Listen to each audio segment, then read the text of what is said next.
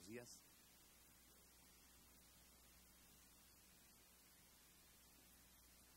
Siguiendo con las actividades de la Bienal de Novela Mario Vargas Llosa 2014, tenemos el día de hoy aquí en la Universidad de Lima, en esta casa, una interesante mesa para discutir el problema de la escritura, de la literatura en el mundo tecnológico. Todos nosotros hemos abierto los ojos, nos hemos hecho conscientes en una cultura letrada que apareció hace más o menos 2500 años con la escritura alfabética, que se consolidó después con la imprenta en el Renacimiento, y esa cultura empezó a resquebrajarse primero con el surgimiento de todas las modificaciones culturales de la cultura industrial, fines del siglo XIX, a lo largo del siglo XX, la aparición de la radio, del cine, de la televisión. E incluso, yo recuerdo que en la década de los 60, Marshall McLuhan profetizó la muerte y la desaparición del libro.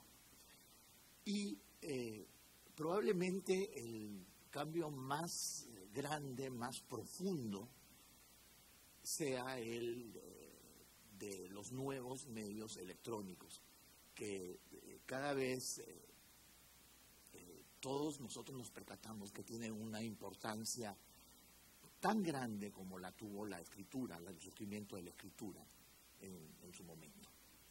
Para conversar de esos temas tenemos la participación de 4 distinguidos invitados: Juan Jesús Armas Marcelo, Piedad Bonet, Fernando Iwasaki y Abelardo Sánchez León. En primer lugar vamos a escuchar a Fernando Iwasaki. Él es narrador, ensayista, crítico e historiador. Empezó con la historia y pasó después a la literatura. Es autor de las novelas, el libro de Mal Amor, Neguijón, de varios libros de relatos, de cuentos, por ejemplo, 3 noches de corbata, Un milagro informal, Ajuar funerario, El arte de amar, Inquisiciones peruanas, España aparta de mí este cáliz, y también tiene libros de ensayos. Los dejo con Fernando Iwasaki. Un aplauso para él. Recibe.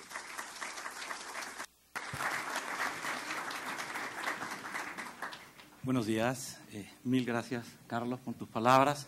Yo les quiero pedir perdón porque me conozco y sé que digo menos disparates si leo. Entonces, he preparado un texto y por eso nos hemos puesto de acuerdo en que arranque yo.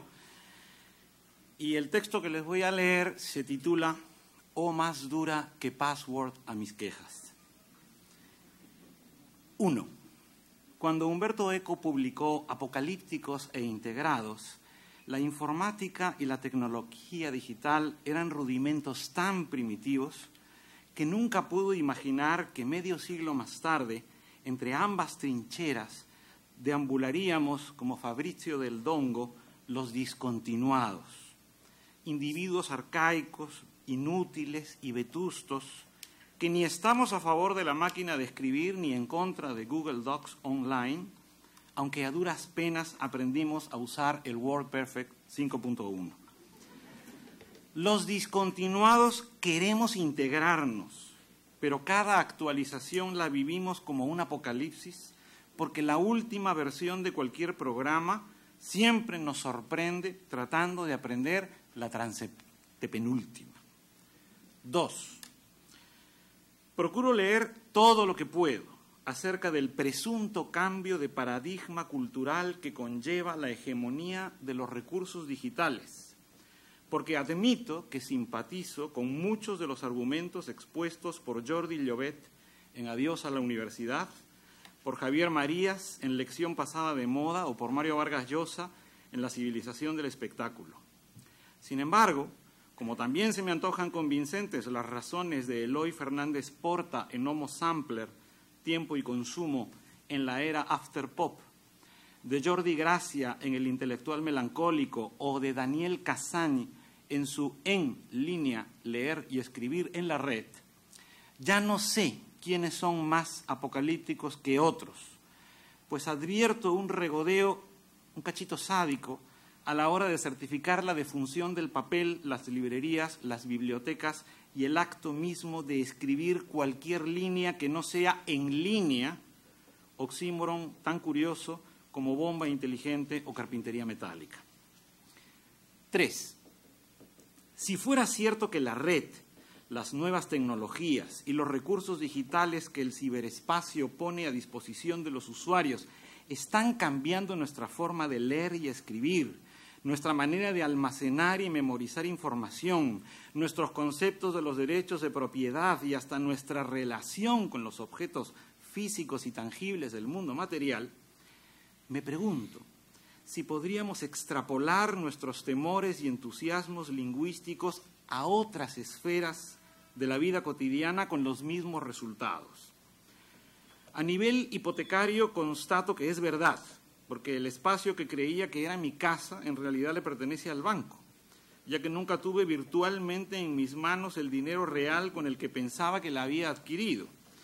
Pero la economía no es un ejemplo seguro, porque ni los expertos las tienen todas consigo a la hora de explicar por qué sube la prima de riesgo, qué cosa es un tipo de interés y cómo trabaja una agencia de calificación.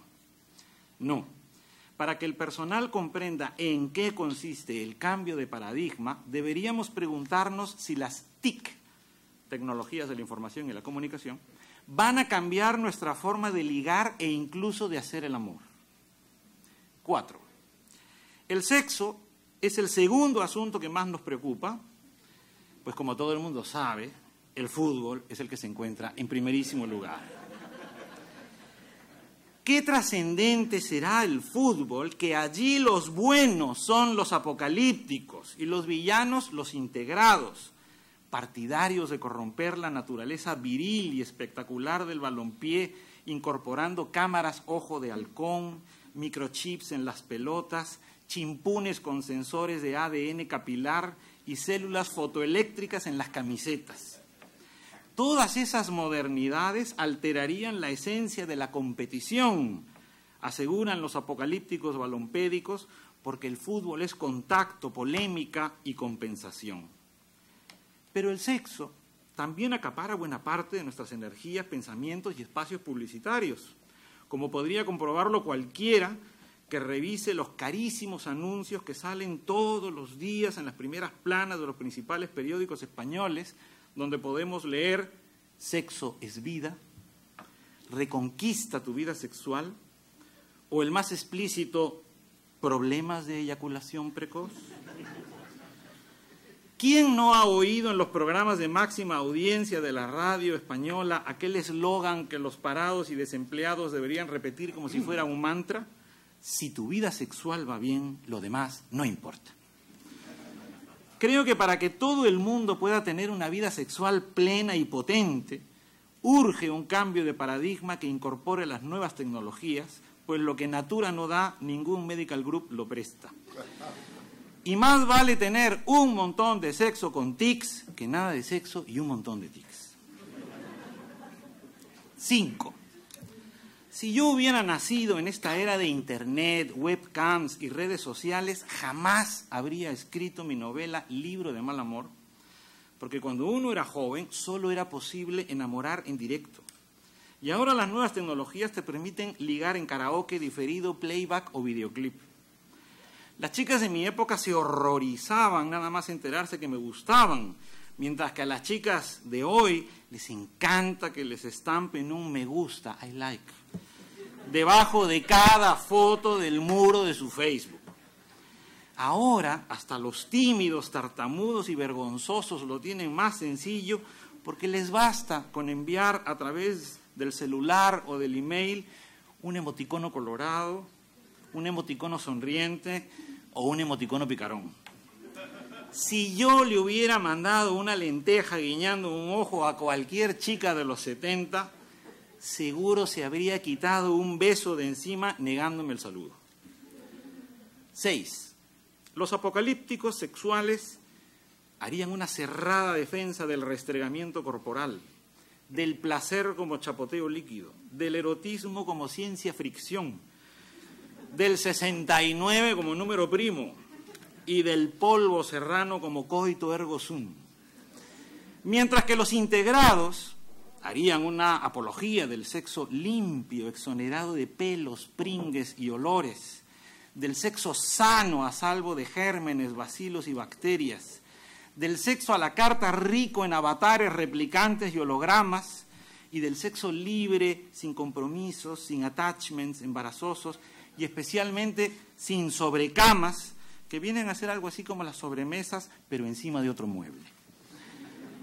En aquel futuro más que probable, follar con los genitales será tan anticuado como leer las páginas de un libro, y tener sexo online será tan high-tech que todo el mundo nos dará por cool. Como se puede apreciar, el fin del libro genital contemporáneo es tan inexorable como el triunfo del sexo digital que nos aguarda, Sex with Google Glass, aunque ahora mismo no sea igual hacerlo por YouTube que por YouTube. 7. El futuro de la escritura en español no puede romper con el pasado de la escritura en español o en cualquier lengua. Así, la primera acepción del genital, del latín genitalis, en el Diccionario de Autoridades de 1732, era lo que sirve para la generación, definición que ha llegado tal cual hasta nuestros días. ¿Habrá algo más propicio que los libros para la generación? Pienso en la Biblia, en la epopeya de Gilgamesh o en los poemas homéricos, y creo que no exagero si aseguro que el código genético de toda la literatura universal ya estaba encriptado en aquellos libros primordiales y venerables. Por lo tanto, bastaría una sola línea generatriz para demostrar la naturaleza genital de los libros, partiendo de Homero y terminando en Borges, pasando por Virgilio, Dante, Montaigne, Cervantes, Shakespeare, Swedenborg, Baudelaire, Conrad, Kafka y Joyce. Los genitales por excelencia son los libros, y encima es un placer tenerlos cuadrados. Por el contrario, la evolución de la palabra digital sí que ha sido azarosa, pues aunque la Real Academia le atribuye hoy hasta 4 significados, entre 1843 y 1899 únicamente admitía como tal a una hierba de la familia de los Scrofulariaceae. En realidad, solo a partir de la edición de 1914 del diccionario, la voz digital del latín digitalis queda definida como perteneciente o relativo a los dedos, manteniéndose así hasta la 22ª edición del año 2001. No quiero ser aguafiestas, pero ateniéndonos a la norma, el sexo digital no supone ninguna modernidad. Porque las prestaciones venéreas de los dedos fueron descubiertas, su nombre lo delata, por el Pithecanthropus erectus, aunque el diccionario no recoja ninguna frase que lo sugiera, como en los casos de esas expresiones que hablan de poner el dedo en la llaga, el dedo en la frente, el dedo en la boca o el dedo en el culo. Todo esto está en el diccionario. ¿Por qué no existe una locución que precise otra locación? La Real Academia cree que nos chupamos el dedo. 8. Alberto Mangel sugiere en El sueño del rey rojo que leer en una pantalla es como leer un pergamino medieval que vamos desenrollando hacia arriba o hacia abajo. En realidad, la novedad del libro electrónico debería correr por cuenta del lector creativo y humanista que desde los tiempos de San Agustín aprende, recuerda, inventa, registra, rechaza, sublima, subvierte y se maravilla mientras lee. Los lectores creativos se enriquecerán con las nuevas tecnologías, mientras que los lectores pasivos se aburrirán igual que con los mamotretos encuadernados. Mangel no duda de la compatibilidad del libro digital con el libro impreso de toda la vida.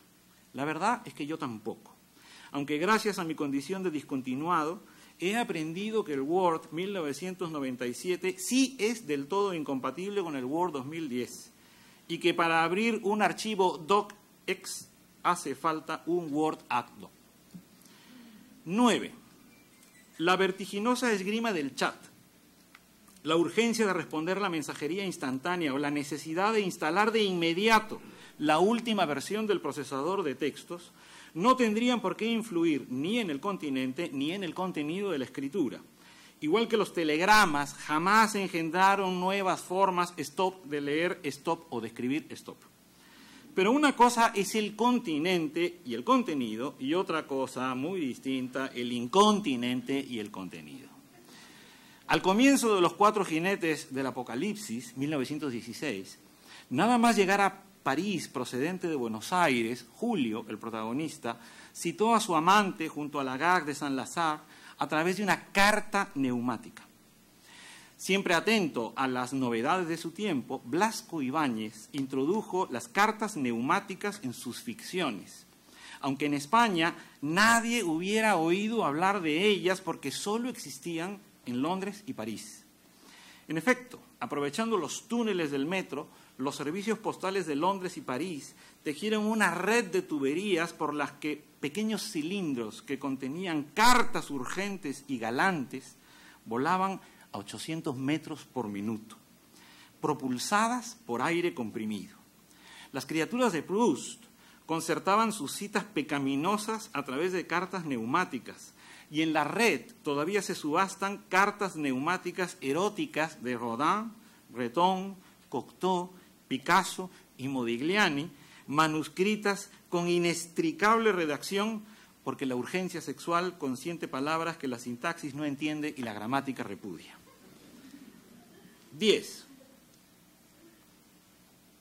Escribir en un mundo tecnológico, genital o digital, precisa las palabras, porque sin palabras no habría ni escritura ni sería en español. ¿Y cómo se escribe en la red? Daniel Kazan es rotundo al respecto.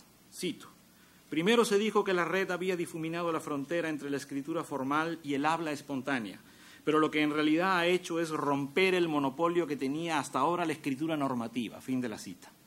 Por supuesto que seguir escribiendo según la norma, es decir, con Gs, con Qs, con ñes y con tildes, es una elección personal, y que en teoría nadie nos obligaba a reemplazar las palabras por símbolos, ideogramas, emoticonos o jeroglíficos, hasta que empezó el ajetreo de los passwords, las contraseñas, los IPs y los nombres de usuario, por desgracia, mucho más enrevesados que de los nombres de Cristo de Fray Luis, porque el hebreo antiguo y el arameo bíblico se me antojan más inteligibles que el código alfanumérico que nos conminan a emplear los gestores de correo electrónico, las actualizaciones de los smartphones, las ediciones digitales de los antiguos periódicos, las tiendas de aplicaciones para teléfonos celulares y cualquier página chiquichanca con un par de webs. A mí me encantaba usar como password palabras expectoradas por la Real Academia como abrasijo, acercanza, churriana, deliñar, deliramento, garullo, intuito, maridanza, mulier, pachucho, rosicler, tróspido, uñir o saquizamí. Pero desde que me piden passwords que incluyan mayúsculas, minúsculas, números y otros símbolos esotéricos, he comenzado a dudar de mi coeficiente intelectual. Fernando-1961 con F mayúscula no me vale, porque somos miles en el mundo de habla hispana. E Iwasaki-1961 con I mayúscula tampoco, porque en Japón llenaríamos un estadio. Pero es que en Brasil hay 5 Fernandos Iwasaki que me han dejado sin password en Gmail, Yahoo, eBay, el ID de Apple y el APP Word de BlackBerry. Yo los he madrugado en iberlibro.com, pero creo que no se han dado ni cuenta. Y 11. En el habla coloquial se acepta que no hay que mezclar la velocidad con el tocino, mas en los ambientes digitales sí se confunde a menudo la velocidad con la prosodia. Las nuevas tecnologías son maravillosas, pero sin la creatividad humana no serían más que frígidas teclas alfanuméricas. En la égloga primera, Salicio se chamusca en el encendido fuego en que lo quema Galatea, pero en el mismo verso de su memorable lamento crepita el triunfo de su fantasía erótica, como demostraré ahorrando caracteres sin escribir mal y transformando el lenguaje sin traicionarlo. O más dura que mármol a mis quejas, o más dura que mármol a mis, oh, más dura que mármol, ¿ah? Oh, más dura que mármol. ¿O más dura qué? Oh, más dura. Oh, más. Oh, gracias.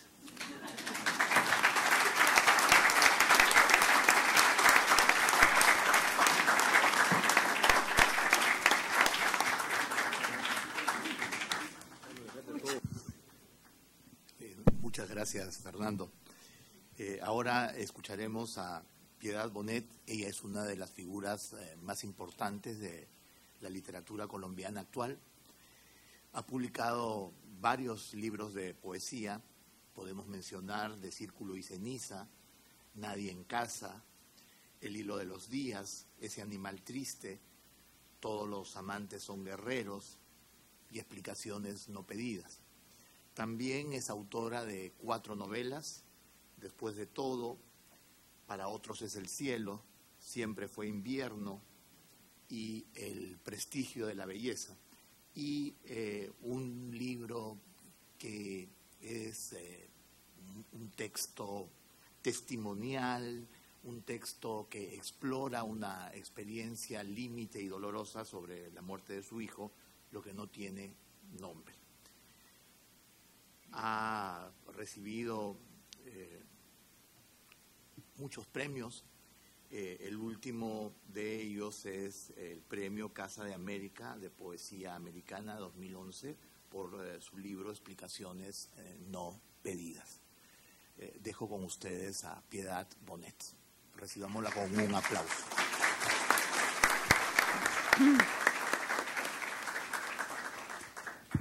Bueno, muy buenas tardes. Días. También yo hubiera querido escribir, como Fernando, un texto, pero básicamente porque como hablábamos antes de esta charla, no es tan sencillo o no estamos acostumbrados, por más que hayamos pasado mucho tiempo en las universidades, a reflexionar exactamente en la relación entre la técnica y el oficio literario.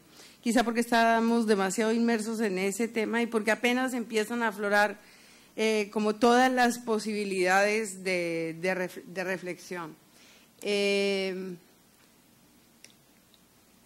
También no traigo texto porque hubo como una contraorden que desobedeció Fernando. Que eso discontinuó.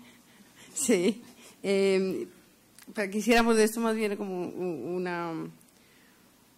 una charla, pero como introducción, pues por supuesto que me pareció muy estimulante y muy... Sí, estimulante.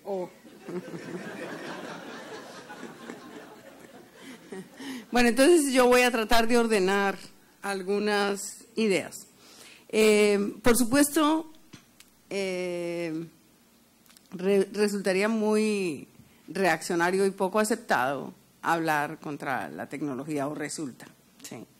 Y sensatamente hay que pensar que la tecnología es la manera como ha encontrado el hombre moderno para combatir la miserabilidad de la vida humana. En principio es eso, para aliviarnos de las miserias cotidianas y alivianarnos la vida cotidiana. Para llegar a estos avances tecnológicos, por supuesto que se usa lo mismo que usamos los escritores, que es la imaginación, la capacidad creativa. Sin ingenio, proyección hacia el futuro, ¿sí? sin el impulso de cambiar la vida, que de todas maneras también anida en el escritor, pues no tendríamos la técnica. Lo que pasa con la tecnología también pasa en las artes, pero de manera mucho más evidente, y es que la tecnología va jalonando la vida de una manera vertiginosa. Y nosotros, pero también pasa con el arte. Como el arte se construye de rupturas permanentes, de experimentación y cambio, ustedes se darán cuenta que entre que aparecen los cubistas y hay un público importante para apreciar esos cubistas y gozarlos, pasa un tiempo suficientemente largo, a veces extremadamente largo, de manera que todavía hoy puede haber públicos que se resisten a esos lenguajes y que siguen anclados al realismo decimonónico, por ejemplo. Pero ya lo mencionaba Fernando, el vértigo de la tecnología puede llegar a ser muy angustiante, sobre todo, por supuesto, para gente de nuestra generación, de los que estamos aquí sentados. O sea, para los que no nacimos ya bajo la influencia definitiva de la cibernética y de un montón de cambios tecnológicos. Cuando me pidieron que escribiera esta charla, o que no que la escribiera, no me pidieron eso, Fernando. Cuando me dijeron este título, que me pareció bastante inquietante y sugestivo, lo primero que hice fue pensar en esos escritores decimonónicos como Dostoyevsky o como Tolstoy, que escribían sus novelas a mano, ¿sí? Y que además escribían por entregas, esas novelas extraordinarias que todavía leemos o que siempre leeremos con gran emoción y que están llenas de densidad, de complejidad. Tiempos en que la luz eléctrica era precaria, en que había que muchas veces escribir a la luz de una vela. Y esas obras gigantescas que ellos pudieron escribir. Pensaba en la relación que hay entre cuerpo y literatura. Y pensaba en los tiempos en que yo como poeta escribía a mano. Y la relación con la palabra era una relación muy distinta. Pienso que era una relación mucho más orgánica, o por lo menos fantasiosamente me la represento así. Yo ponía cantidades de flechas porque no me quería deshacer de los adjetivos. Entonces, podía poner 3 o 4 adjetivos simultáneamente y luego tachar, etcétera. Bueno, y era una relación con la página muy específica. Uno de los problemas del delete para un escritor, ¿sí?, es que puedes haber perdido irremediablemente algo. La manera como nosotros nos relacionamos con la palabra en el computador es muy graciosa y la sintetizó Wisława Szymborska. En el discurso cuando le dieron el premio Nobel, ella dijo lo siguiente: los directores de cine, a los directores de cine les gusta muchas veces adaptar la vida de los artistas, hacer cine con la vida de los artistas. Y eso resulta maravilloso en un pintor que lo pueden poner en su atelier lleno de pinturas, o sea que hay mucha luz y hay mucho color, y este hombre pues está poniendo allí sus trazos, o el violinista o el pianista. Todos hemos visto esas escenas. Pero ¿qué haría si tuviera que representar a un poeta? Sería la película más aburrida del mundo, porque cada vez que el poeta se sienta, ¿sí?, examina la pantalla, pone una palabra, puede durar 10 minutos más así, ¿sí? Todos en la casa piensan que no está haciendo nada.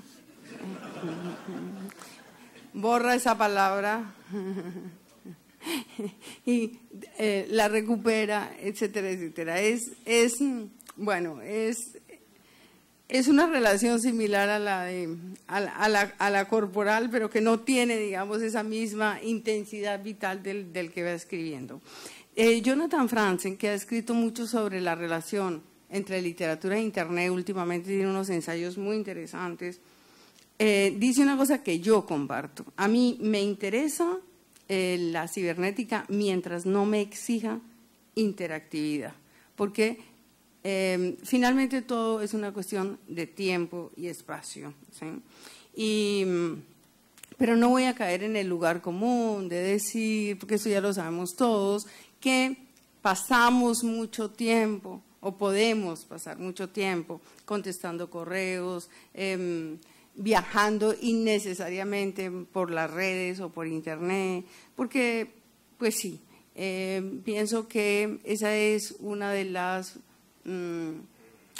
es uno de los inconvenientes, ¿no? que puede tener cualquier ser humano hoy en día, que el manejo del tiempo se convierte en una cuestión completamente distinta. Pero más allá de eso, me gustaría plantear unos pequeños temas a propósito de esa relación.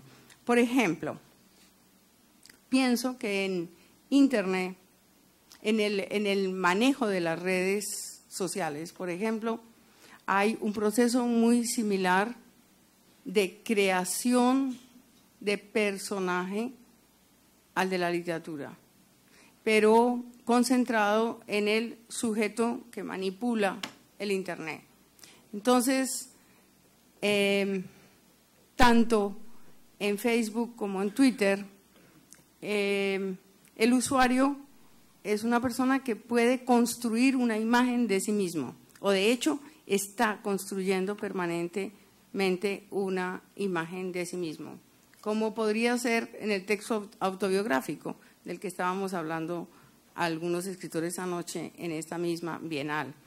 O sea, por omisión y por énfasis, y eso lo experimentan todas las personas que transitan por estas redes, los usuarios pueden construir imaginarios personales, ¿sí? Generalmente engañosos, ¿no? Están manipulando su propia imagen, ¿sí?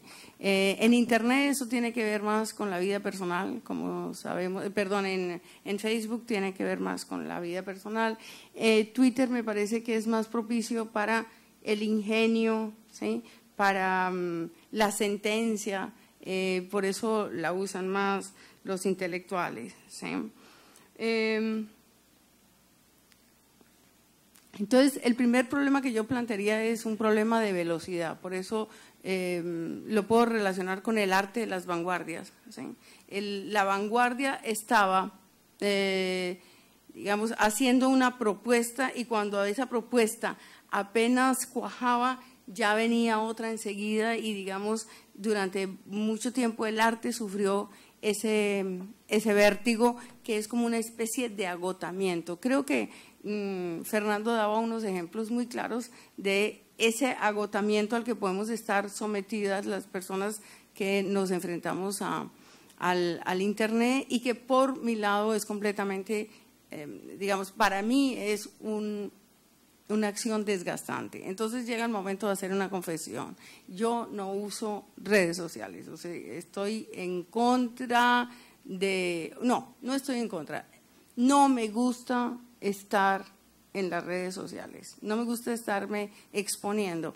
Básicamente por una cuestión de manejo del tiempo. Me parece que a mi edad y con los planes que tengo y con las ganas de escribir que todavía me acompañan, es más propicio para mí el silencio que puedo tener sin estar conectado, ¿sí? Porque ahora parece que el que no está conectado no existe exactamente, no tiene visibilidad. De hecho, mis editores durante mucho tiempo me han hecho énfasis, ¿no?, en que aparezca en las redes porque esa es una manera de conectarme con el lector, ¿sí? Pero yo me niego y creo que finalmente, digamos, la vida me dará la razón. Ahora, el mundo no es lo mismo desde que existe el Internet. Les voy a contar una pequeña anécdota. hace ya unos 10 años, escribí yo la tercera de mis novelas, que es una historia que tiene que ver con la guerrilla en Colombia en los años de Turbay Ayala, o sea, los años 80. ¿Sí?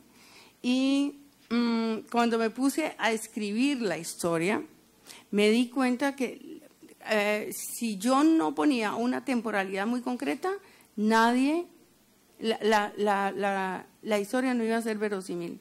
Porque si los personajes tuvieran un celular en su mano, la historia sería completamente distinta. No sé si me explico. ¿Sí? Es decir, el guerrillero que está parapetado en tal parte y necesita de tal cosa, simplemente si tiene un celular en su mano, pues la cosa es completamente diferente. Entonces, ahí mientras yo escribía esa novela, me di cuenta de cómo se puede modificar absolutamente la vida de una persona y, por supuesto, la literatura tiene que responder a eso. ¿Sí? Y en las novelas contemporáneas me doy cuenta, los escritores están introduciendo permanentemente esos elementos y las historias pues resultan completamente distintas.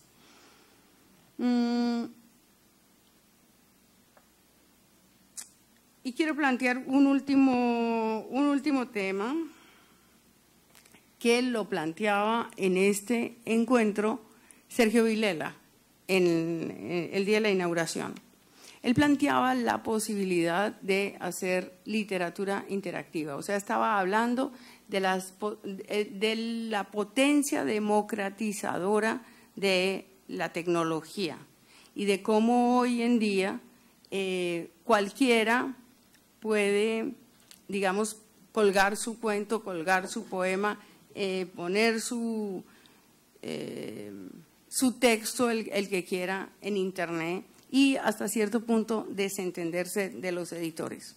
Pero planteaba una cosa que iba más allá, y es que en cierto momento podemos llegar a los textos colectivos, a los textos intervenidos, a que alguien escriba, digamos, una novela y lo que planteaba él ahí como una opción, que ya no es ciencia ficción, por supuesto, es que los lectores vayan interviniendo el texto y lo vayan cambiando. Debo confesar que yo, anacrónicamente, me escandalizo totalmente frente a esa idea. Quiere decir que yo todavía creo, ¿sí?, en, ¿cómo podríamos llamarlo? Como cierto poder hegemónico, ¿sí?, de los que nos llamamos escritores y hemos trabajado durante una vida para eso. ¿Sí? Quiero aceptar de una vez que esta es una posición como aristocrática, ¿sí? Y puede que probablemente anacrónica, pero me parece que lo que hacemos los escritores es, de alguna manera, buscar unos órdenes distintos al orden que creemos percibir en el mundo. A ver, me explico un poquitico. Vivimos en un mundo plural, múltiple, cambiante, que nos da sobre todo la sensación de caos. Que nuestras rutinas ordenen ese caos es otra cosa, pero eso es un manejo aparente. La literatura lo que hace es, sobre todo la narrativa, armar historias que sintetizan, dan sentido a ese caos y direccionalidad iluminadora para que, digamos, pequeños fragmentos den cuenta de una realidad mucho más amplia y más indescifrable. Y cada escritor lo hace a partir de una exploración en el lenguaje que es absolutamente particular, ¿sí? Y en ese sentido, la individualidad es muy importante desde el punto de vista literario. O sea, eso tiene que ver con la idea anacrónica del genio, con la idea, ¿sí?, del autor con mayúsculas, etcétera, etcétera. Por eso a mí me causa un poco de repelús que haya la posibilidad de la creación colectiva. Pero, por supuesto, y con esto ya termino,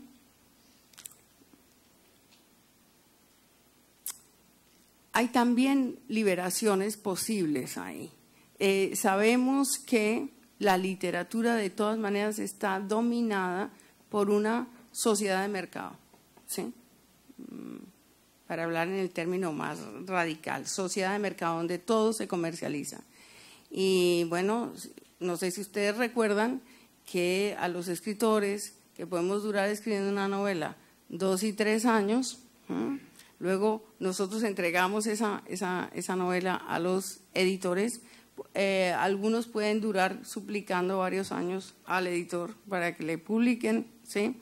Luego también tenemos que luchar contra el distribuidor, ir a las librerías o que nos cuenten que nuestro libro no está ahí. O sea, eso es una lucha muy dura, ¿no? Y nos pagan el 10% de las regalías. Entonces imaginariamente nosotros siempre nos queremos deshacer, o sea, en nuestro fuero más interno nos quisiéramos deshacer del editor que nos hace esa cosa tan espantosa. Matarlo directamente. Sí, pero por otro lado, el editor es de alguna manera el que da el aval. Entonces yo solo quiero plantear el problema de una sociedad en que cualquiera podría poner su novela al alcance del lector, sin intermediarios, incluso puede llegar a venderla directamente como ya pasa en ciertas sociedades, ¿sí? El que quiera leer la novela paga y la lee en internet.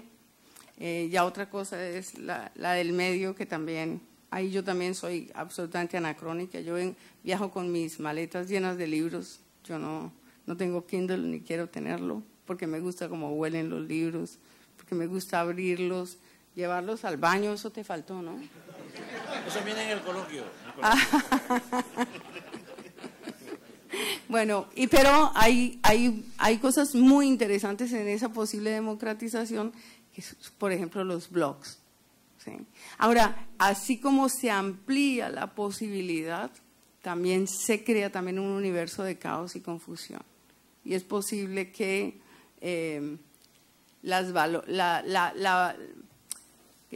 ya digamos para el lector común y corriente al no haber aval editorial, ¿sí? No haya también como facilidad de consejo.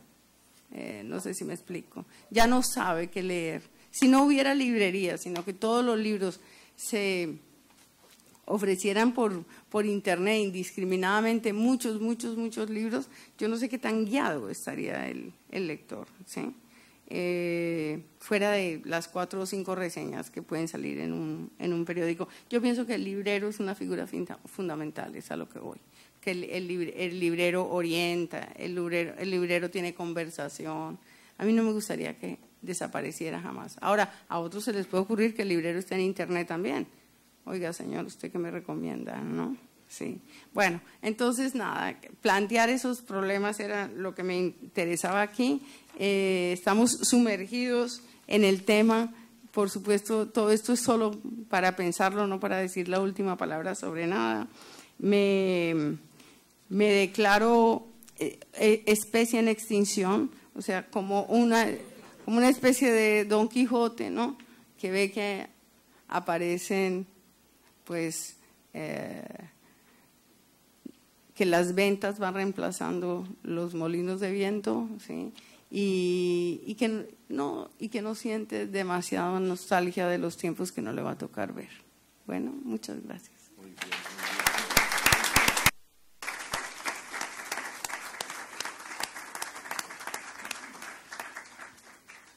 Muchas gracias, Piedad. Yo también me declaro, después de escuchar tus palabras, un ser de postrimerías, creo que así es. Ahora vamos a escuchar a Abelardo Sánchez León. Él es sociólogo, poeta, escritor y forma parte de la llamada generación del 70 aquí en la poesía peruana. y El viaje del salmón, y varias novelas, Por la puerta falsa, La soledad del nadador, El tartamudo, El hombre de la azotea. Escuchemos a Valo Sánchez León y recibámoslo con un aplauso.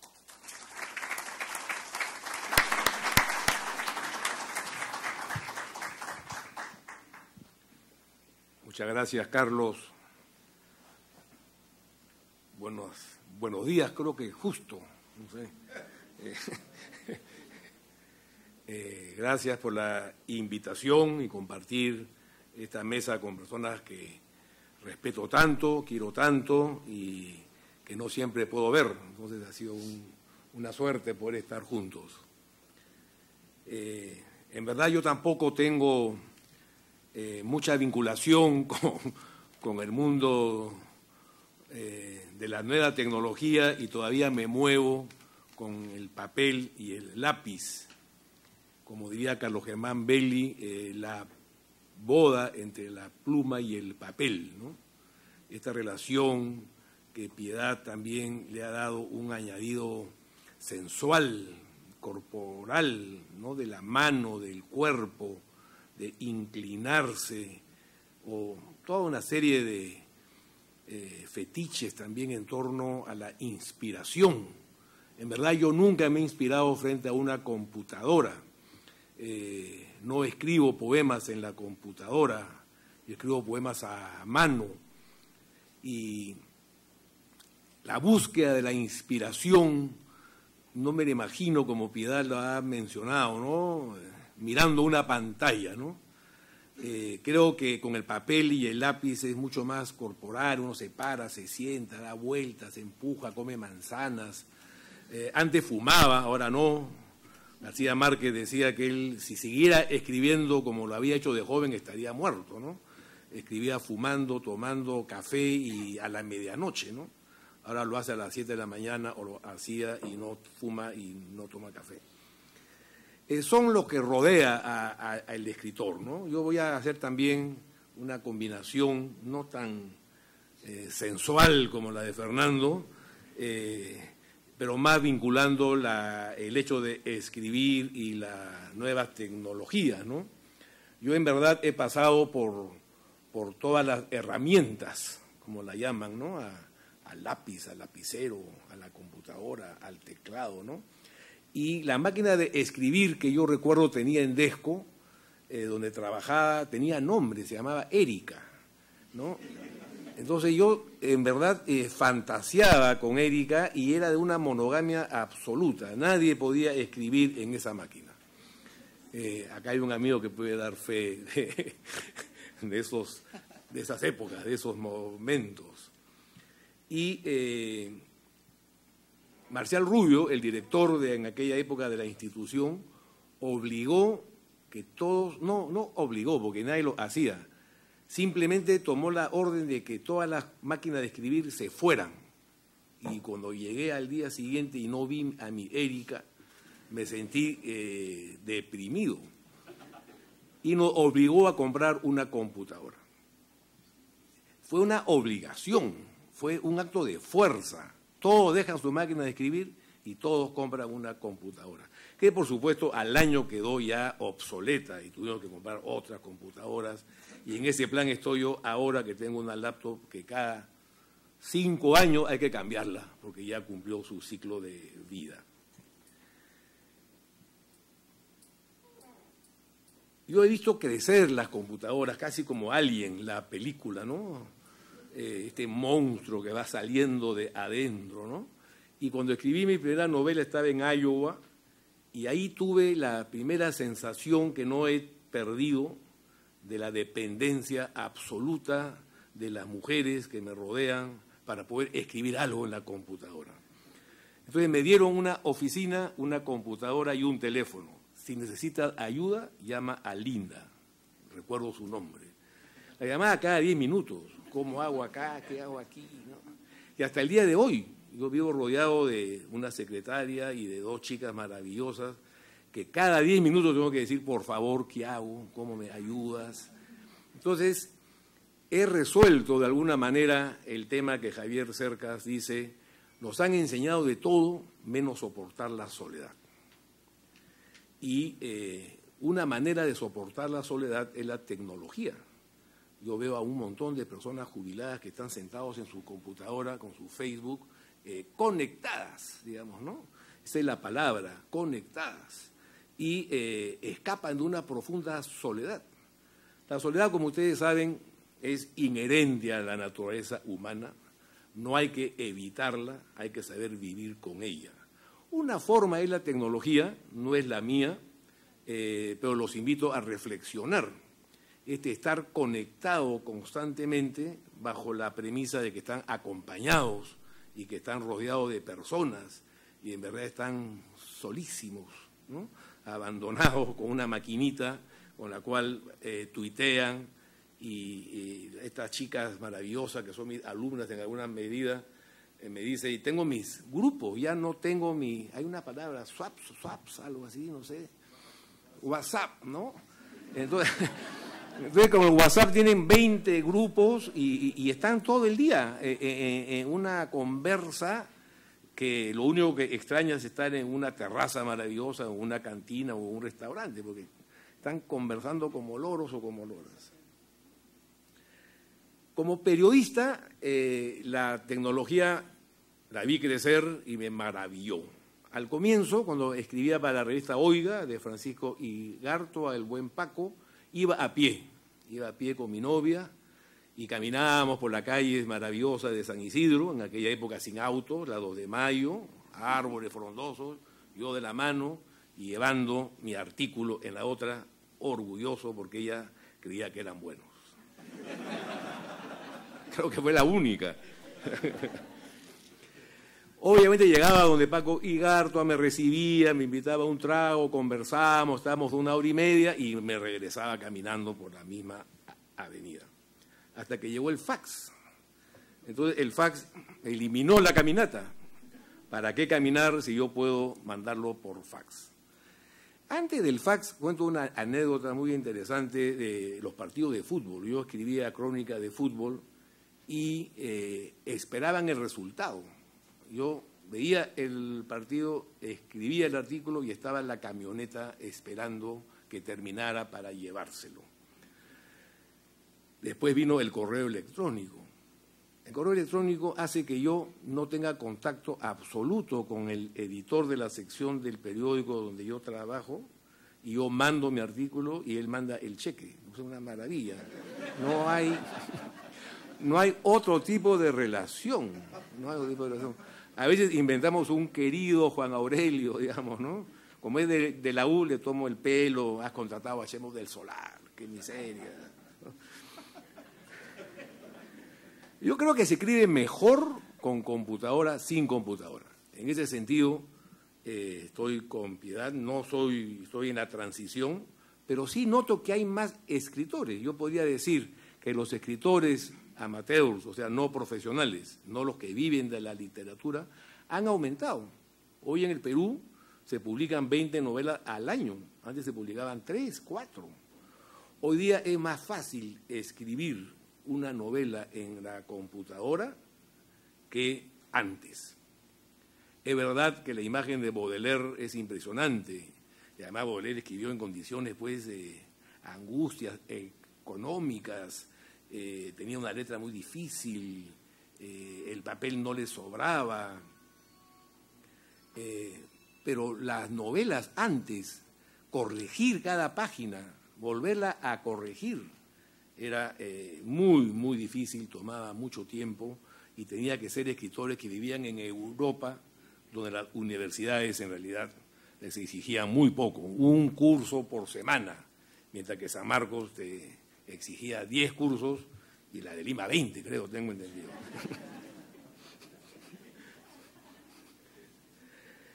Ya la computadora se asoció con lo moderno, ¿no? Carlos Germán Belli, el mismo poeta de La boda entre la pluma y el papel, publicó en el año 1965 Oada cibernética, ¿no? Era un título de vanguardia, era un título moderno, era un título que en el año 65 todos nos preguntábamos cibernética y hada. ¿Y por qué? Yo me quedo con el hada, tú te quedas con la cibernética. Pero fue un libro premonitorio de Carlos Germán Belli, y yo sí creo que la vanguardia, la experimentación, está ligado también al uso de la tecnología. Voy a decir dos ideas, nada más. La primera idea es que creo que hay una relación entre personalidad y la tecnología. Hay personas que se ocultan también en la tecnología. Como dijo Fernando, los tímidos y los tartamudos y los feos y los enclenques y todas aquellas personas que tienen cierto reparo o temor de mostrar su rostro o de acercarse, prefieren ocultarse en la tecnología, prefieren un romance a la distancia, prefieren no el contacto físico necesariamente, sino la distancia que da el mundo virtual. Ya Kafka, ¿no? Kafka creo que se sentía más cómodo con sus enamoradas escribiéndoles que besándolas, ¿no? Pueda que no, ¿no? Pero hay la sospecha, la leyenda de Kafka, que su timidez lo llevaba a preferir, digamos, un contacto mediado, en ese caso por la carta, y hoy mediado por la computadora. Los enamoramientos, el mercado del amor, digamos, para dar una palabra peor todavía que el mercado de la sociedad, ¿no? El mercado del amor se ha ampliado con la tecnología, ¿no? Antes la chica estaba resignada, pues, a enamorarse con el chico de su barrio, ¿no? A lo más de su distrito y a lo más con un limeño, ¿no? Pero ahora tiene el mundo a sus pies, ¿no? Puede ser un español, un italiano, un norteamericano, por supuesto, y hay un acceso incluso programado, ¿no?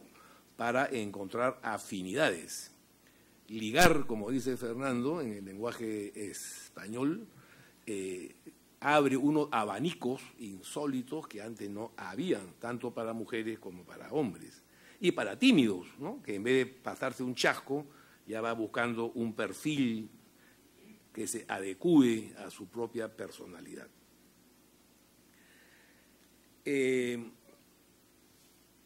Últimamente hemos visto a Blanca Varela en la publicación de ojalá hubiéramos visto a Blanca Varela, ¿no, Giovanna? ¿No? Hemos visto su primer libro, Puerto Supe, como un facsímil de toda su conexión, como diría Piedad, con la poesía, ¿no? Sus tachaduras, sus borrones, las palabras que añadía, ¿no?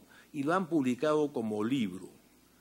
Martín Adán le ha legado a Juan Mejía Vaca toneles de poemas en unas libretitas azules diminutas, ¿no?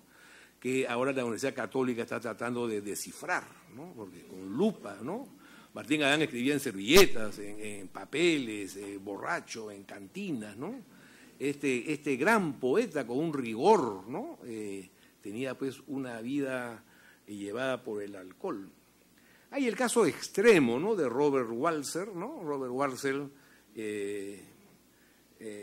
unas noticias mínimas que extraía de un texto de John Maxwell Coetzee, fue hallado muerto, ¿no? A los 78 años. Se veía escapado unas caminatas que él hacía, congelado por la nieve, ¿no? Después de haber pasado, 25 años en un psiquiátrico, ¿no? No, Martín Adán también se escondía en un manicomio, en un psiquiátrico para no tomar. Y Robert Walser, por un problema físico con la mano, que va apareciendo también entre nosotros, ¿no? Yo con la mano ya cada vez escribo menos porque se me va por acá, se me va por allá. La visita de Mr. Parkinson hay que postergarla, ¿no? Pero con mucha frecuencia, si no lo paso a la computadora 5 días después, ¿qué cosa he escrito, no? Entonces, él pasa de la pluma, del lapicero, al lápiz y crea un método o un sistema que llama método lápiz o método sistema. Eso es a los 30 años, ¿ah? y escribió sus últimas obras, ¿no? Dejó 500 hojas escritas de margen a margen con una letrita enana, con una caligrafía, con unas abreviaturas muy difíciles de descifrar. Voy a leer 2 pasajes nada más para ver la relación sensual, digamos, que existe en el método lápiz de Robert Walser, ¿no? Necesitaba alcanzar con la mano un movimiento constante y rítmico antes de poder deslizarse en un estado mental en el que el ensueño, la composición y el flujo de la herramienta de la escritura se convertían prácticamente en la misma cosa. El lápiz y esa taquigrafía que él mismo se había inventado hacían posible un movimiento de la mano resuelto, ininterrumpido, introvertido e impulsado por los sueños que se habían vuelto indispensables para su ánimo creativo. Lo más probable es que Robert Walser no hubiera podido escribir en la computadora. Todos los escritores han llegado progresivamente a la computadora. Tengo entendido que el mismo Mario Vargas Llosa, nuestro querido premio Nobel, escribe a mano primero y luego su secretaria lo pasa a la computadora y él sigue. Bueno, Dostoyevsky tuvo su segunda mujer, mucho más joven, y que tenía una virtud que los escritores siempre anhelamos: lo adoraba. Creía que era un genio, lo respetaba, y es que tenía razón ella, otras se equivocan. Pero sin duda Dostoyevsky se ha ganado con esa segunda mujer que lo ayudó muchísimo para la escritura. Guillermo Sondheim escribió a mano siempre, tenía un callo impresionante. Y otros escritores han ido progresivamente dejando la pluma para incursionar en la computadora. La otra idea no es tan intimista ni es tan subjetiva, es una idea que he esbozado en la mañana de hoy y puedo estar muy equivocado. No es tanto del hecho de escribir, sino del papel o la imagen del escritor con las nuevas tecnologías. Las nuevas tecnologías justamente apuntan a un escritor mediático, lo que Piedad Bonet, con toda elegancia, clase, digna de la poesía colombiana, no le gusta. Pero también a los tímidos tampoco les gusta. Pero hoy en día el escritor debe estar en distintas plataformas para dar una imagen, no solamente que se le visibilice, sino diversa, dispersa, distinta, ¿no? Que hace que el papel o la imagen del escritor tradicional haya cambiado sustantivamente. Rostros conocidos, ¿no?, de la televisión ingresan al mundo de la literatura o ingresan al mundo de las telenovelas, o actores tienen programas en la televisión, o personajes de la literatura también son televisivos, y el ejemplo paradigmático es el de Jaime Bailey. Jaime Bailey tiene cuantos rostros sean necesarios. Es el francotirador, es de espectáculos, es una persona moral que le dice a Alejandro Toledo que reconozca a su hija Saraí, es un pata que se besa en la televisión con un amigo, o sea, todas las posibilidades, todas, ¿no?, para envidia de algunos, ¿no? Y es un escritor también. Uno no lo toma tan en serio porque está en la televisión, pero otros dicen vende mucho porque está en la televisión. El otro caso que motivó toda intervención de Gustavo Faberón y que la sigue manteniendo en una entrevista última de la revista Caretas es el del músico Suárez Berti, ¿no? Suárez Berti declara que él no lee y es el escritor que más ha vendido en la última feria, 20.000 ejemplares. Claro, envidia de todos, por supuesto, pero la aparición de Suárez Berti en la Feria del Libro de Lima fue con Beto Ortiz cantando con una orquesta, con un espectáculo. Entonces, la literatura se está volviendo un show, un espectáculo, un lugar donde el escritor tiene que estar en varios rostros. También Faberón tiene un blog importante, Iván Tais tiene un blog importante, el blog se convierte en una tribuna de crítica, de opiniones, de discusión, etc. Entonces, el escritor mediático, que es un requisito también de los editores, mientras más joven mejor, mientras más guapo mejor, ¿no? Ya uno va perdiendo, en mi caso, pues ya algún tipo de virtudes, ¿no?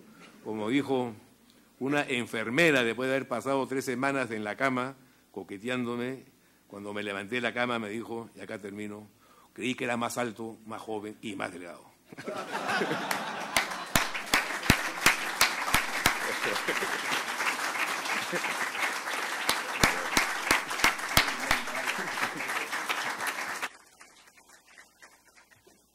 Muchas gracias, Valo. Ahora vamos a escuchar a Juan Jesús Armas Marcelo. Él es ensayista, novelista y periodista. Su primera novela, El camaleón sobre la alfombra, obtuvo el premio Pérez Galdós de novela en 1975. El 76 apareció su segunda novela, Estado de coma, y en 1978 la tercera, Calima. Después ha publicado novelas, Las naves quemadas, El árbol del bien y del mal. También tiene importantes libros de ensayos. Podemos citar Propuesta para una literatura mestiza, Tibios, Troyanos y Contemporáneos, y su libro Vargas Llosa, El vicio de escribir, que es un estudio biográfico, político y literario de nuestro escritor. Él actualmente dirige la Cátedra Vargas Llosa de la Fundación Biblioteca Virtual Miguel de Cervantes. Escuchemos a Juan Jesús Armas Marcelo. Recibámoslo con un aplauso.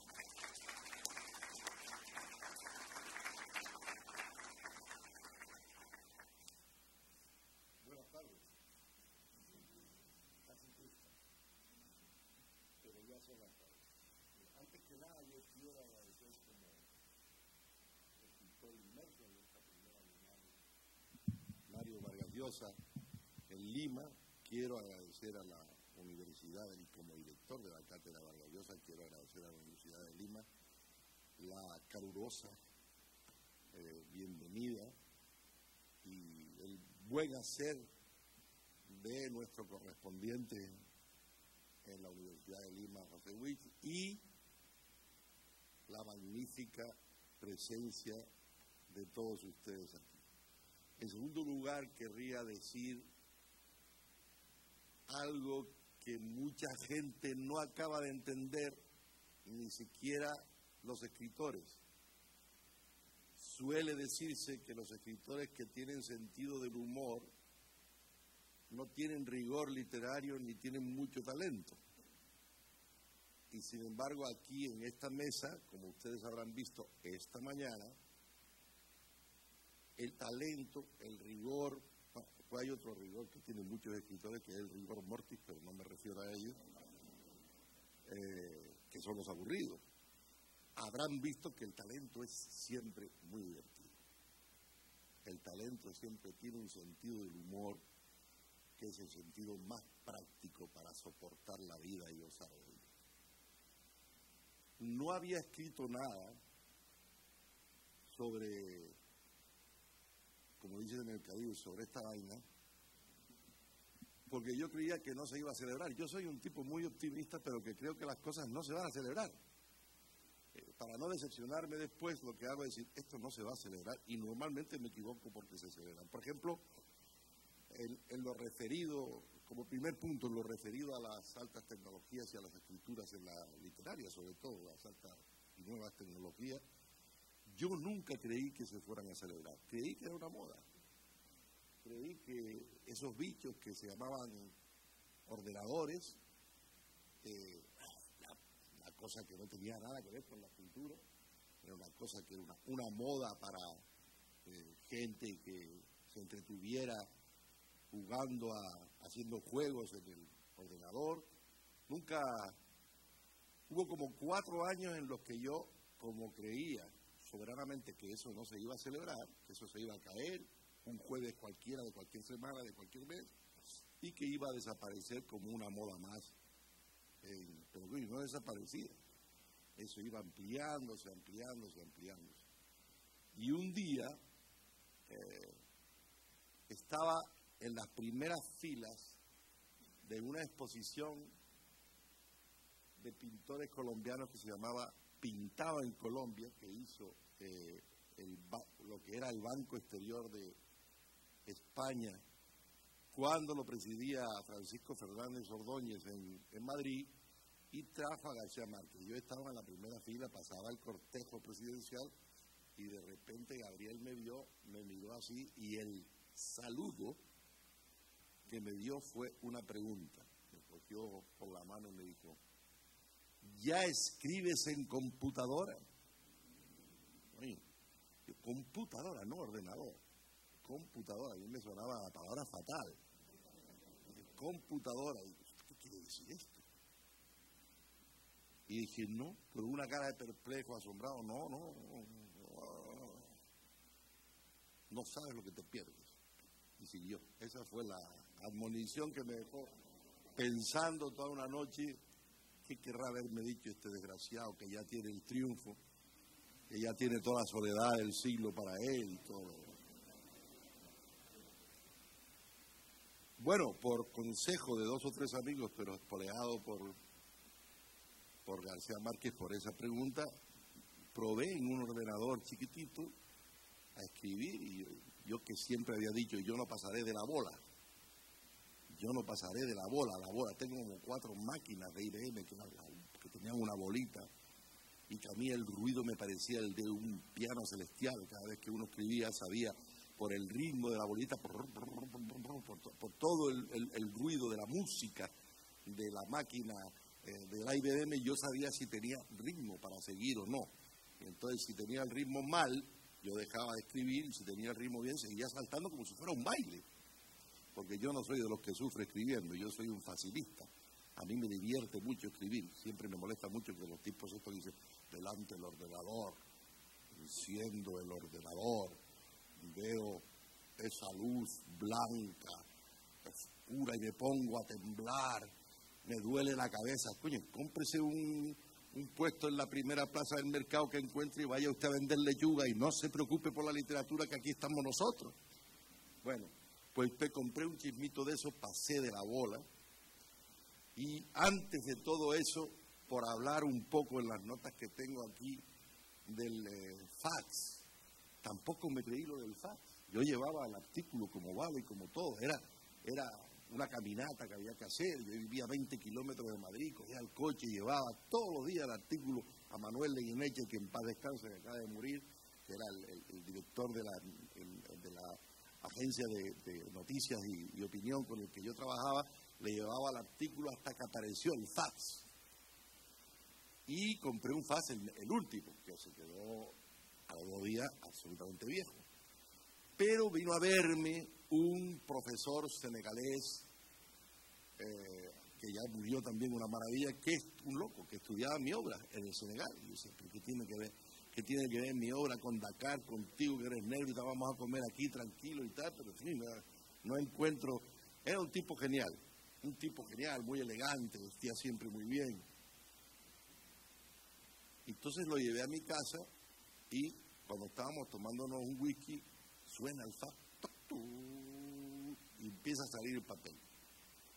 Y el negro mira para aquel mecanismo y dice, ¿qué coño es eso? Y un fax.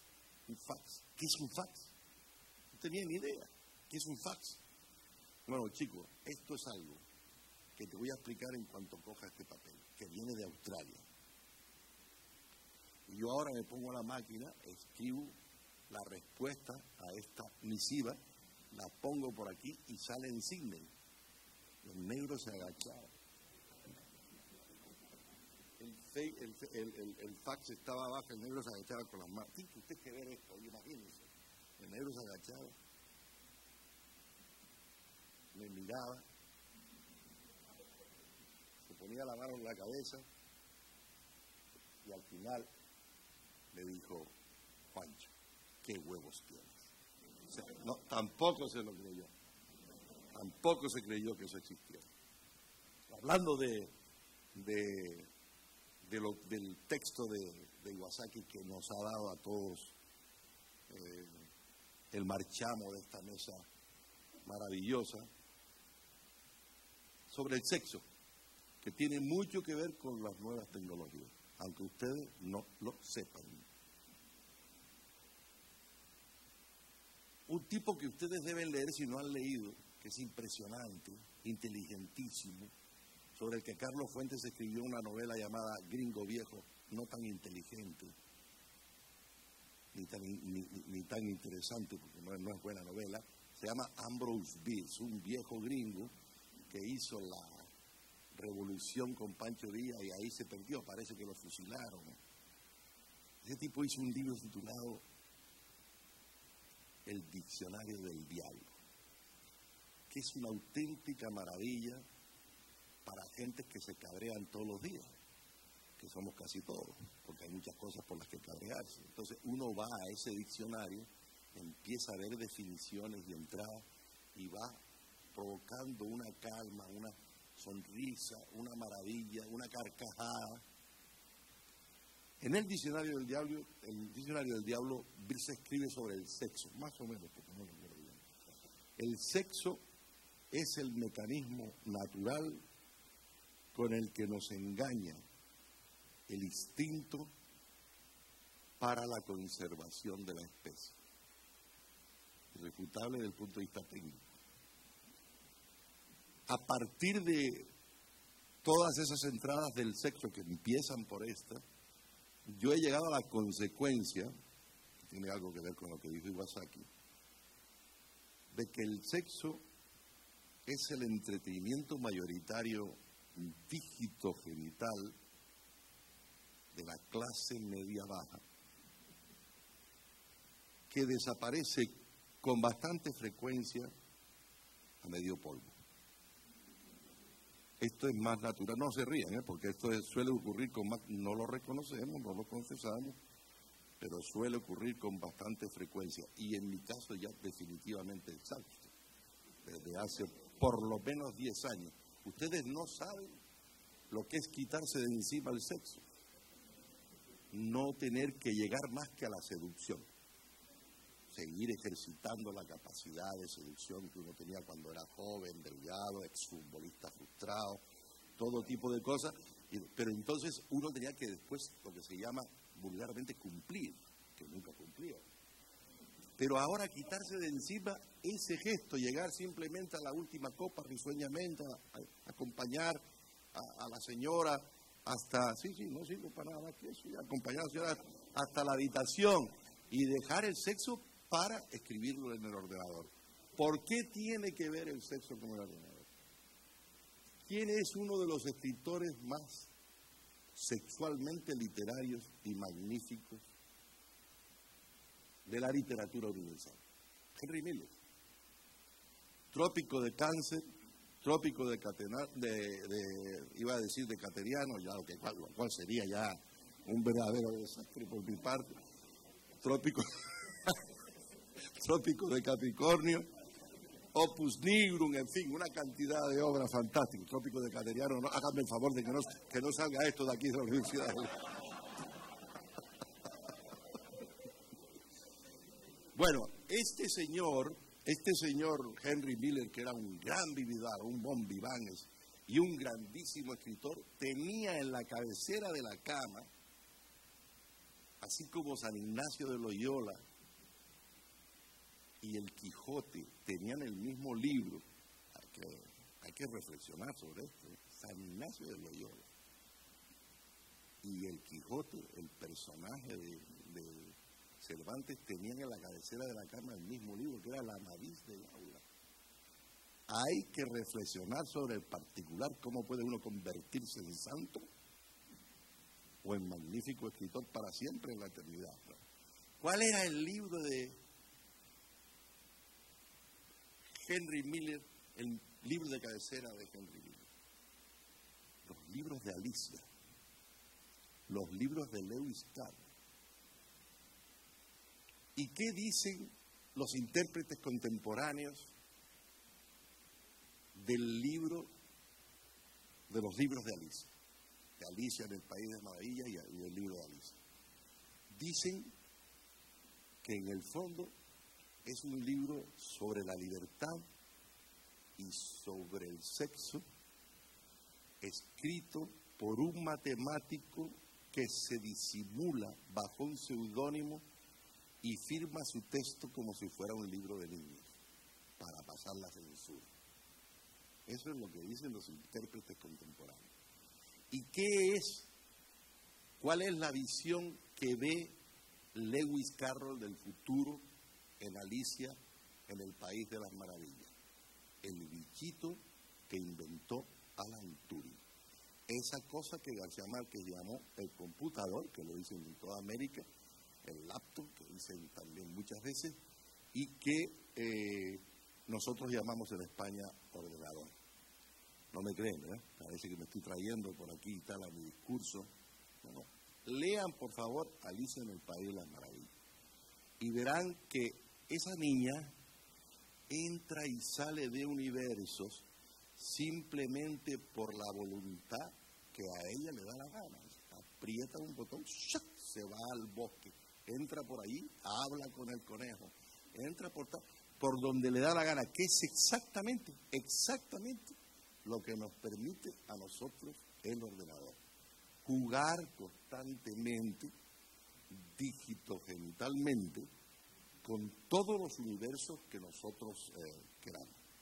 Por cierto, Alan Turing, que ya era medio loco porque maravillosamente sabio, y era medio loco porque era un homosexual que no había ni podía salir del armario y que terminó suicidándose por eso y no por crear el ordenador, también fue un visionario que se dio cuenta que ese invento iba a provocar un adelanto impresionante en la humanidad, pero que también podía ser utilizado, como todos los bichos progresivos, de una manera negativa por los malos, los incómodos o por nosotros mismos. La primera vez que yo me acerqué a La primera vez que yo me acerqué a un problema de ordenador, de internet, fue en casa de Iwasaki, en Sevilla, en el año 83, cuando Vargas Llosa quería pasar uno de los artículos, yo no conocía el lenguaje, quiero pasar este artículo, yo te lo paso. El artículo era que tenía que pasarlo al ordenador para lanzarlo por la internet al país. Les aseguro, lo juro por Dios, que estuvimos como 50 minutos porque pasara aquel chisme hacía hacía una cantidad de ruido, y entonces Iwasaki muy ocupado en el bicho, yo mirando a Iwasaki a ver qué hacía, Iwasaki muy ocupado en el bicho, hacía un gesto y le decía a Mario, no pasó. Otra vez la misma operación, no pasó. Yo decía, ¿qué es lo que está pasando aquí? Estábamos el pobre Javier Tucel y yo asombrados viendo aquello, y de repente Iwasaki levanta la cabeza, 50 minutos más tarde, dice, ya pasó. Y el Vargas Llosa empieza a dar alaridos como si fuera un niño chico, y que el día de los Reyes Magos empieza, ya pasó. Y eso que no creen eso. Entonces empecé a comprar bichos de eso, me gasto, soy un fanático, aunque no los use, porque he terminado por ver que estoy enamorado de la estética de todos los bichos nuevos. Digitalmente, uno empieza a tocar, uno empieza visualmente, sensualmente, los sentidos de todo. Por ejemplo, el iPad, ¡qué invento! ¡Qué invento! Yo decía, yo quiero un bicho donde poder escribir en el desierto del Sáhara y pasar el artículo a los periódicos. Entonces, he descubierto el iPad muy tarde, pero es el bicho que me ha cambiado la vida. Me ha cambiado la vida. Dice, ahora escribes peor, no me importa. No me importa a mí. Yo soy de los tipos que pretende escribir cada vez mejor, aunque no, aunque la realidad me huya, aunque mi deseo huya de la realidad. Pero yo estoy feliz con mi iPad. Leo periódicos de Venezuela, leo periódicos, Vargas Llosa, no leo sino titulares. No, leo periódicos de Venezuela, leo periódicos de Nueva York, leo en la cama y sin levantarme a las 7 de la mañana, sin tener que salir a comprar los periódicos. Un manjar espléndido. Y luego, como dice Iwasaki, duermo la siesta del canónigo, digo la misa de los periódicos en el iPad. Dejo el iPad en la cama, me acuesto con el iPad y vuelvo a dormir 3 horas. Eso es una cosa de ricos, de multimillonarios que he descubierto yo a partir del iPad. Tengo además otro truco. En estas fiestas no, porque las estoy dirigiendo yo y me cansa mucho. Pero cuando voy a otras fiestas literarias y me llevo el iPad y mi teclado exterior, a las 6 de la tarde, no duermo siesta, son las 6 de la tarde ya metido en whisky, metido en tal, empiezan las fiestas grandes. Y entonces yo digo, voy a cambiarme, que estoy un poco sudado, a darme una ducha. Ya no bajo más, no voy a la fiesta. ¿Qué me quedo haciendo? Me quedo con mi iPad escribiendo 3 o 4 horas. Es un placer increíble, que no me sale porque no tengo ritmo. 1 hora, da igual, pero ya como si hubiera hecho gimnasia, como si hubiera hecho el ejercicio gimnástico necesario para llegar a las Olimpiadas. Y lleguemos al Facebook. Al Twitter no he llegado. Lleguemos al Facebook. Yo tengo 3 consignas en la vida, las voy cambiando, pero estas 3 últimas, que los amigos me conocen, una dura mucho, porque yo he visto, soy de un país africano blanco, una contradicción, pero ¿qué le vamos a hacer? Que está en el medio del Atlántico, pero habla como un venezolano, otra contradicción, que le vamos a hacer, y que ahora se puede enriquecer con un petróleo que está en las aguas de Marruecos, que nosotros decimos que son nuestras, ¿qué le vamos a hacer? Porque hay que poner la frontera que nos van a poner al lado. Se llama Islas Canarias y la mantiene el turismo, a los que mantiene, porque luego hay un 30 y pico % de paro, que son los que no quieren el petróleo en Canarias, una contradicción como otra cualquiera, que le vamos a hacer. Tengo 3 consignas. Esa tierra antes era, ante la Comunidad Europea, era Puerto Franco. Los elementos que entraban en esa tierra y se vendían no pagaban impuestos. Eso se llamaba cambullón, que viene de una denominación inglesa de que cambayón. Al inglés se le llamaba John o Johnny. Y entonces el cambay es, puedo comprarte o puedo venderte lo que tú quieras. Y se intercambiaba el mecanismo. Eso, la Comunidad Europea, los políticos canarios muy inteligentemente, dinero para hoy y hambre para mañana, lo cambiaron y se quedaron con la pasta que les había ofrecido la Comunidad Europea y quitaron los puertos francos. Entonces mi grito en Madrid y en cualquier otro sitio es un grito absolutamente de angustia, que es el primero de todo. ¡Viva Canarias libre! Entonces, la gente se queda así como si yo fuera independentista, que soy todo lo contrario, y digo, de impuestos, de impuestos. Ese es mi primer grito. Ahora les explico por qué. El segundo grito inmediato es, ¡viva Garibaldi! Que esto en Cataluña, en estos momentos, es una maravilla. Porque Garibaldi fue el que unió Italia y le quitó los poderes a la iglesia, a los príncipes de la iglesia y a los príncipes decadentes de Italia. Y el tercero, que se joda el ejército enemigo. Esos 3 elementos, yo soy feliz porque los pongo en Facebook cuando me da la gana. Y recibo inmediatamente un montón de me gusta.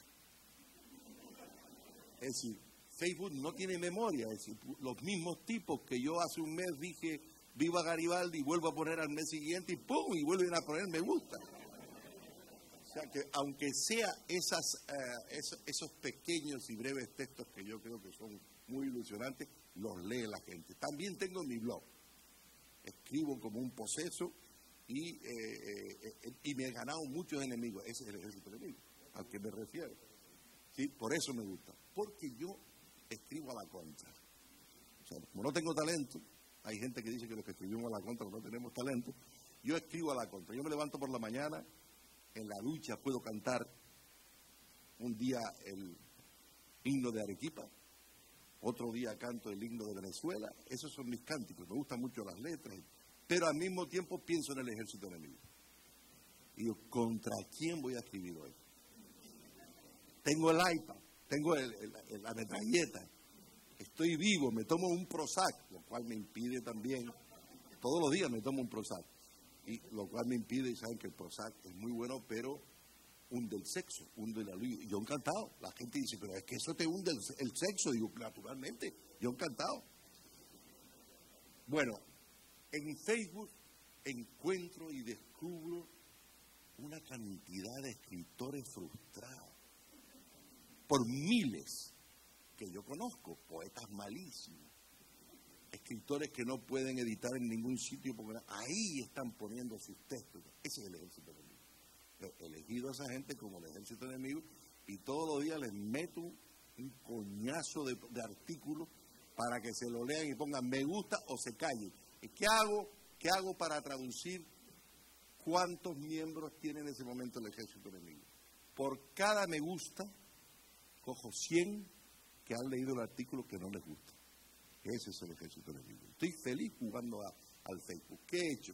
He cambiado el tiempo que yo me perdía de 2 horas viendo telediarios, ya no veo ningún telediario, y lo dedico al Facebook, que es mucho más edificante, aunque Vargas Llosa diga, yo no quiero saber eso no existe, eso no existe. Y él todo el día metido en el Facebook por un montón de gente que lo quiere mucho y un montón de gente que lo detesta hasta echarle el coche encima si le diera la gana y lo vieran por ahí. Eso tiene inconvenientes, finalmente, sí, tiene el inconveniente de que la gente sospecha que va a acabar con el papel. Los diarios se están arruinando, está cambiando la mentalidad de la gente. Si tú metes un diario en internet y cobras, se hunde el director, ya se hundieron en Madrid, se hunde el director, se hunde el diario, se hunde la empresa, de manera que la gente está acostumbrada a que el dedo no tiene que pagar. El dedo y la vista no tienen que pagar, que eso es gratis. Eso delata la hipótesis de la muerte del periódico y esa cosa que se llama ebook, que eso sí lo detesto, que acabaría con la vida del libro de papel. Eso no va a ser posible.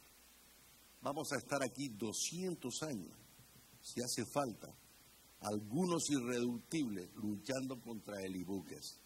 En el norte de Europa, donde han comido muy bien desde hace 50 años, son muy libres y muy inteligentes, solamente el mercado del ebook son el 3% de lo que compran libros.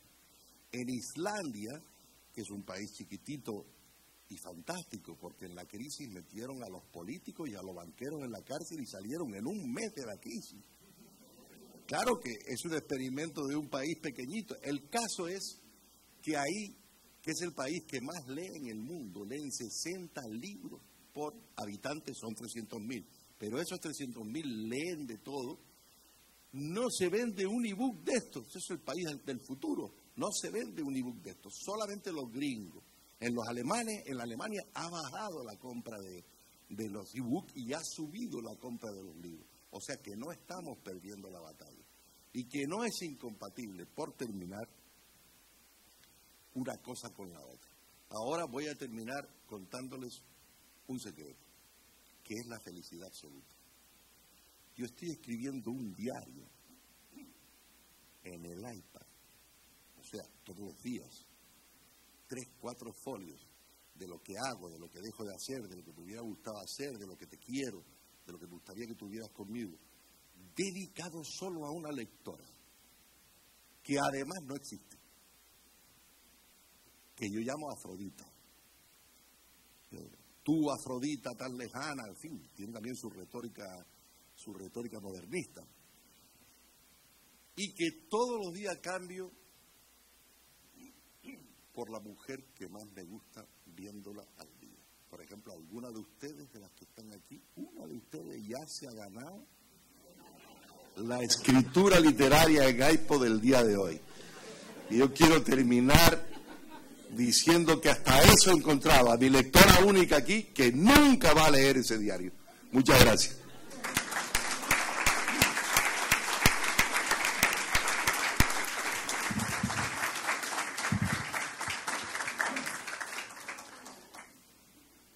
Bueno, queremos agradecer a nombre de la Universidad de Lima la participación de Juan Jesús Armas Marcelo, de Piedad Bonet, de Fernando Iwasaki y de Abelardo Sánchez León por esta magnífica mesa que ha reflexionado con humor, con rigor, con inteligencia y con intensidad también sobre la relación, acerca de la relación entre la literatura y las nuevas tecnologías. Muchas gracias a ustedes, a nombre de la Universidad de Lima, y también la presencia de todos ustedes queremos reconocerla. Gracias. Gracias.